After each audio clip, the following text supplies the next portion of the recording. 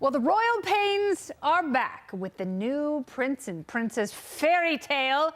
Prince Harry and his wife Meghan today claiming they were involved in a near-fatal 2-hour paparazzi high-speed car chase through the streets of clogged New York City. Right. Knowing these two, they were probably chasing the paparazzi.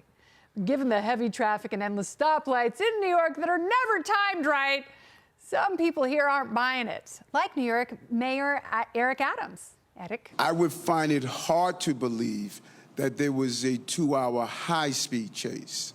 That would be, I find it hard to believe, but we will find out the exact duration of it. But if it's 10 minutes, a 10-minute chase is extremely dangerous in New York City. Yeah, the NYPD contradicting the couple, saying today, quote, "There were no reported collisions, summonses, injuries, or arrests in regard." Even their driver said it didn't seem like a chase. And of course, where's the video? Is this all just a play to get back in the headlines? I keep thinking of that South Park episode, Chris. I want my privacy. Where's my privacy? Look at me. I want my privacy. But here's the worst part.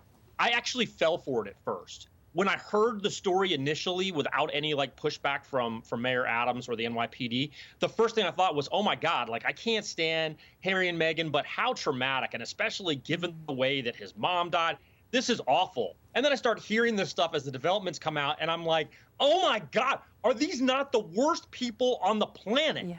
Literally, of all of the things for them to decide to worse than the warlords in Sudan.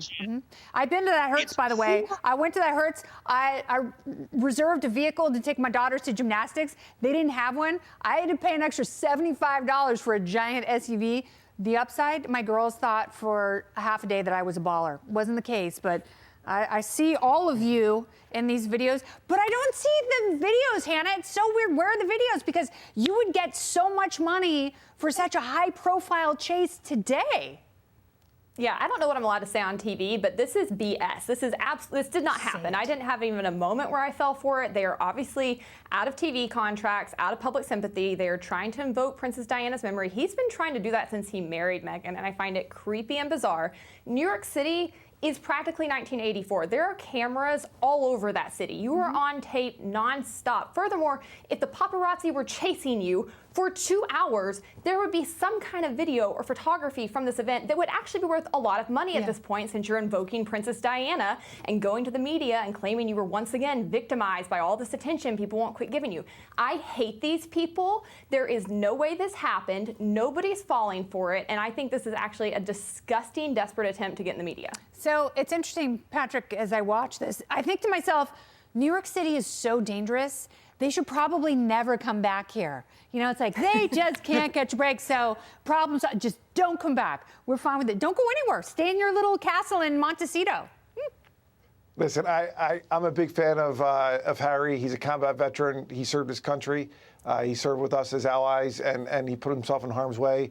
His mom died 25 years ago. His mom, obviously Princess Diana was killed from paparazzi because of that. So, my heart goes out. I don't know the facts, but yeah, in Paris. Yeah, I'm sorry. It happened in Paris. But still, it's I believe in the First Amendment. I believe in all the amendments to our Constitution. He doesn't. I have to go support and defend Harry it. doesn't. He does not. And the freedom of press, but still doesn't mean you can go and negligently chase people. There's reports from this instance that obviously they're, jumped up on a curb in a car, meaning the paparazzi. They went reverse down a one-way street.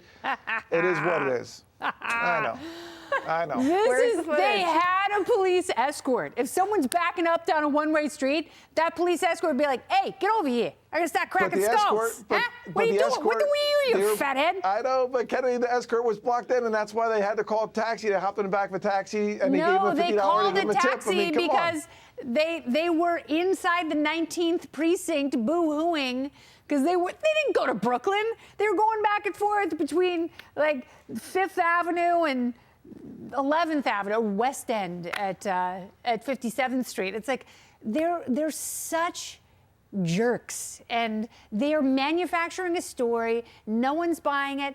I'm not buying it. The king is munching on crumpets, not to mention Camilla's ankles. He's not bothered by it, neither am I. But I want to say thank you to Patrick, Chris, and Hannah for being a wonderful Wednesday night hump night party panel. Everyone here is applauding wildly. It's very loud. I can't even hear you guys. Thank you all so much.